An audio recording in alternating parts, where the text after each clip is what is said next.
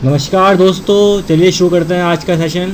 Idiom and physics part 3। इससे पहले 2 part बना चुका हूँ मैं समझता हूँ कि आपने वो ज़रूर स्टडी किए होंगे। नहीं स्टडी किए प्लीज़ उनको स्टडी करिए, ठीक है। एग्ज़ाम पॉइंट ऑफ व्यू से बहुत ही अच्छे ये सेशन है वो। एसएससी एग्ज़ाम के पॉइंट ऑफ व्यू से बहुत ही इंपॉर्टेंट टॉपिक है ईडम एंड फिजिक्स। कम से कम दोनों टायर मिला के एसएससी एग्ज़ाम के इसमें से 15 मार्क्स का पूछते हैं ईडम एंड फिजिक्स में से। ठीक है दोस्तों, चलिए स्टार्ट करते हैं। इससे पहले मैंने 2 वीडियोज़ में 31 ईडम फ्रेज डिस्कस कर लिए हैं। आज स्टार्ट करता हूँ मैं 32। तो 32 ईडम फ्रेज है। अ बेड ऑफ रोजेज़, इसका मतलब अ कंफर्टेबल और लग्जूरियस पोजीशन और इजी ऑप्शन। मतलब ऐसा ऑप्शन जो बहुत इजी है, या मतलब जैसे हम बात करते हैं कि बहुत ही अमीर आदमी है, उसका कोई लड़का या कोई भी रिलेटिव है, ठीक है ना, तो वो उसकी जो पोजीशन है वो क्या होगी, बहुत कंफर्टेबल होगी ना। वो बड़ी बड़ी गाड़ियों में घूमेगा, उसके घर में एसी होगा, सब सुविधाएं होंगी, तो उसको बोलते हैं अ बेड ऑफ रोजेज़। ठीक है, सेंटेंस देखते हैं। She found that taking care of old parents was not a bed of roses. वो ये सोचती है कि देखिए ओल्ड पेरेंट्स की सेवा करना कोई आसान काम नहीं है। ठीक है, next is bee in one's bonnet. इसका मतलब to be obsessed with an idea और be possessed with one thought. अगर हम किसी एक थॉट को लेकर उसके लिए पॉजेसिव हैं, मतलब हम केवल उसी बात को मान रहे हैं, या हमें किसी चीज़ का चस्का लग गया है, किसी आइडिया का, मतलब हमें वो आइडिया बहुत ही ज़्यादा पसंद आ गया, तो उसके लिए हम क्या लिखते हैं, बी इन वंस बोनेट।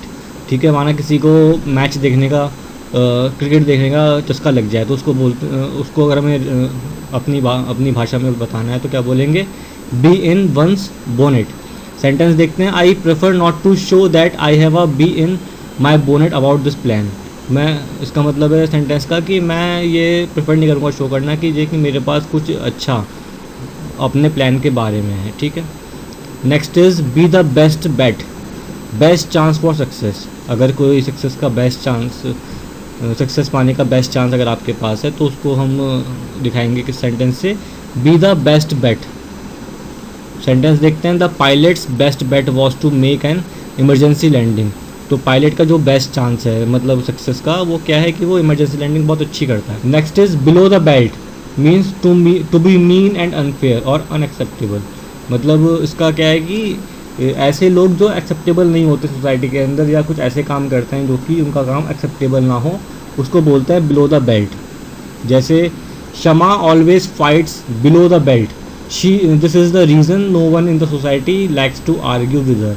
शमा हमेशा फाइट करती है, ठीक है ना, लोगों से, ठीक है, बेवजह की बातों पर, इसलिए कोई उससे आर्ग्यू करना पसंद नहीं करता। तो मतलब अगर हम हमेशा लड़ाई कर रहे हैं या किसी बात को बार बार कर रहे हैं जो कि सोसाइटी में एक्सेप्टेबल नहीं है, सोसाइटी के लिए हित में नहीं है या अनफेयर है, तो उसको हम क्या बोलेंगे, below the belt. Next is bite off more than you can chew. Sentence पढ़ के समझ में आ रहा होगा ये चीज़ कि हम अपनी एबिलिटी से ज़्यादा अगर कोई चीज़ को करते हैं, काम करते हैं, हमारी उतनी एबिलिटी नहीं है, उतना हमारे अंदर क्षमता नहीं है, और उससे ज़्यादा हमने काम ले लिया, तो उसको बोलते हैं हम bite off more than you can chew. जैसे by accepting 2 part time jobs she is clearly bite off more than she can chew. 2 job एक साथ लेकर ये साफ साफ शो होता है कि देखिए उसने अपनी एबिलिटी से ज़्यादा काम ले लिया। Next is black and white. दोस्तों, जब ये ईडम फ्रेज बहुत बार एग्जाम में आ चुका है, ठीक है, इसका मतलब होता है कि अगर हम कोई भी चीज़ राइटिंग में ले रहे हैं, ठीक है ना, उसको बोलते हैं ब्लैक एंड वाइट। जैसे the deal must be in black and white, जो डील हो वो राइटिंग में होनी चाहिए, जो भी हमारे बीच में शर्तें मानी गई हैं वो हमें साइन चाहिए उसके ऊपर, तो उसको बोलते हैं black and white.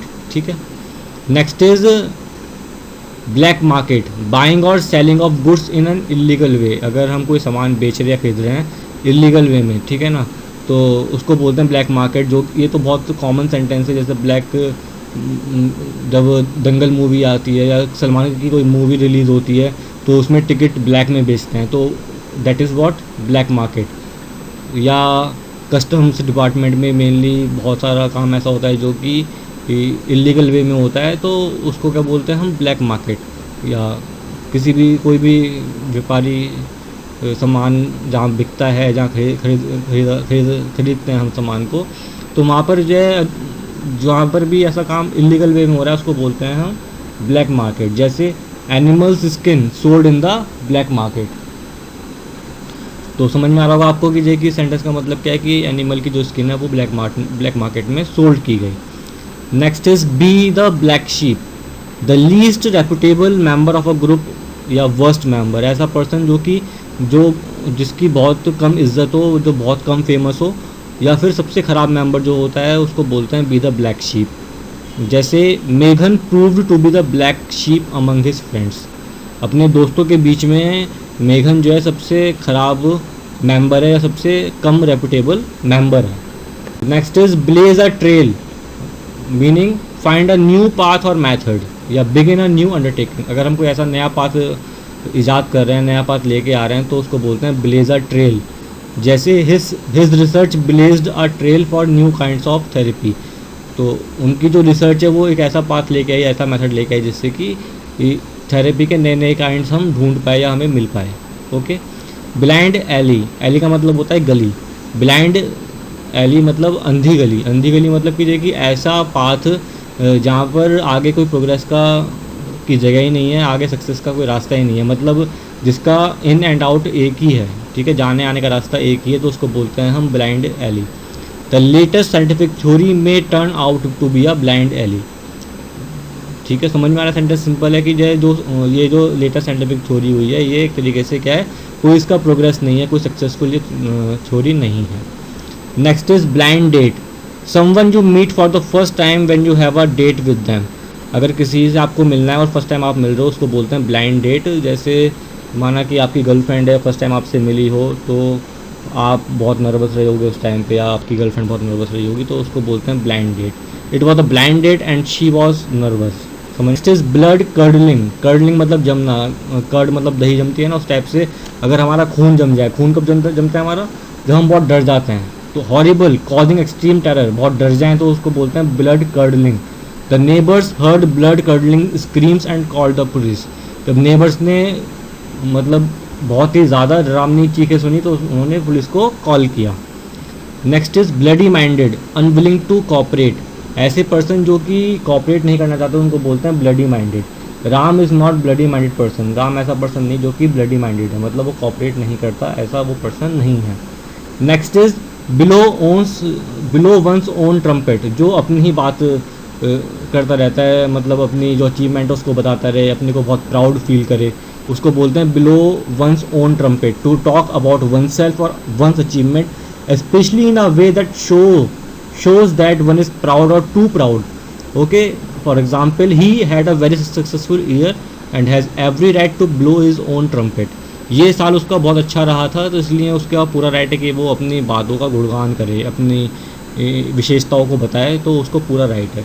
Thank you दोस्तों इस सेशन को सुनने के लिए। इसमें कुछ वर्ड्स हैं जो एग्ज़ाम में कई बार रिपीट हुए हैं, मैंने उसको डाले हैं। आगे भी मैं और वर्ड्स आपको बताऊँगा इडियम फ्रेजेस में, ठीक है, जो कि बहुत ही इंपॉर्टेंट है एग्ज़ाम पॉइंट ऑफ व्यू से।